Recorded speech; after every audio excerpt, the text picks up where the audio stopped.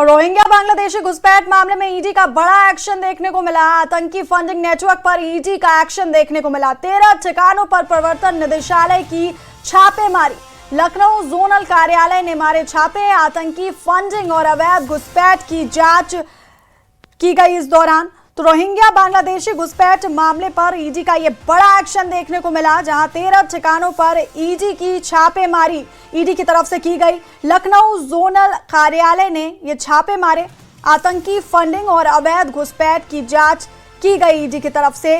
तो बड़ा एक्शन आतंकी फंडिंग नेटवर्क पर ईडी का, जहां पर 13 ठिकानों पर छापेमारी की गई। लखनऊ जोनल कार्यालय ने छापे मारे और आतंकी फंडिंग और अवैध घुसपैठ की जांच की गई।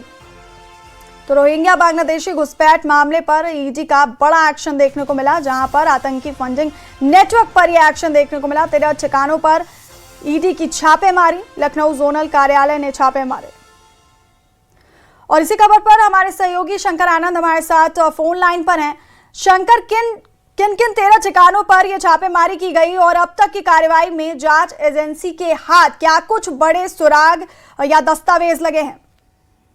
देखिए, केंद्रीय जांच एजेंसी ईडी के द्वारा आज कई लोकेशन पर सर्च ऑपरेशन की कार्रवाई को अंजाम दिया जा रहा है। और ये ईडी के अधिकारी बताते हैं कि तकरीबन 1 दर्जन से ज्यादा लोकेशन पर इस सर्च ऑपरेशन की कार्रवाई को अंजाम दिया जा रहा है, जिसमें कि विशेष तौर पर दिल्ली, एनसीआर और इसके साथ साथ हरियाणा और इसके साथ साथ कई अलग अलग जो लोकेशन है वहां पर इस सर्च ऑपरेशन की कार्रवाई को अंजाम दिया जा रहा है। और सर्च ऑपरेशन के दौरान में विशेष तौर पर जो रोहिंग्या मुसलमान जो हैं, जो बांग्लादेश के रहने वाले हैं, उनसे जुड़े हुए कई महत्वपूर्ण जो जानकारी मिली है और किस तरह से रोहिंग्या मुसलमानों को भारत के अंदर में उसको एक गलत तरीके से उसके डॉक्यूमेंट्स बनाए जाते थे और पैसे का लेन देन होता था। तो इस पूरे प्रक्रिया के तहत कुछ जो संस्थाएं हैं, वो संस्थाएं भी अब जांच के रडार पे आ गए हैं और उसके खिलाफ भी आज सर्च ऑपरेशन की कार्रवाई को अंजाम दिया जा रहा है। जैसे कुछ चैरिटेबल ट्रस्ट हैं और संस्थाओं के माध्यम से विदेशी फंडिंग के माध्यम से उसका पैसे का लेन देन होता था, तो ये भी जानकारी मिली है। और इसी मामले में आज कई महत्वपूर्ण जो दस्तावेज को बकायदा खंगाला जा रहा है। और जो 13 लोकेशन है, उन 13 लोकेशन पर आज सुबह में तकरीबन 5:30 बजे से ही ये सर्च ऑपरेशन की कार्रवाई को अंजाम दिया जा रहा था।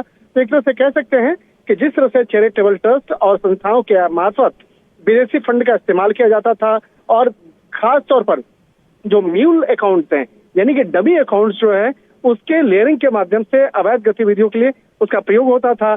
यानी कि बहुत सारे ऐसे लोग जो बांग्लादेश मूल के हैं, वो भारत में उनको नागरिकता चाहिए, तो उसके लिए पैसे का लेन देन जो होता था, बहुत सारे ऐसे बैंक अकाउंट्स है जिसका विदेशी कनेक्शन निकल के सामने आया है। तो उससे जुड़े हुए जो इनपुट्स हैं वो जांच एजेंसी को मिले हैं और इस मामले में अब तफ्तीश का दायरा लगातार आगे बढ़ाने का प्रयास किया जा रहा है। जी, शुक्रिया शंकर, ये तमाम जानकारी हम तक पहुंचाने के लिए। तो रोहिंग्या बांग्लादेशी घुसपैठ मामले पर ईडी का बड़ा एक्शन देखने को मिला, जहां 13 ठिकानों पर छापेमारी की गई। आतंकी फंडिंग और अवैध घुसपैठ की जांच की गई इस दौरान।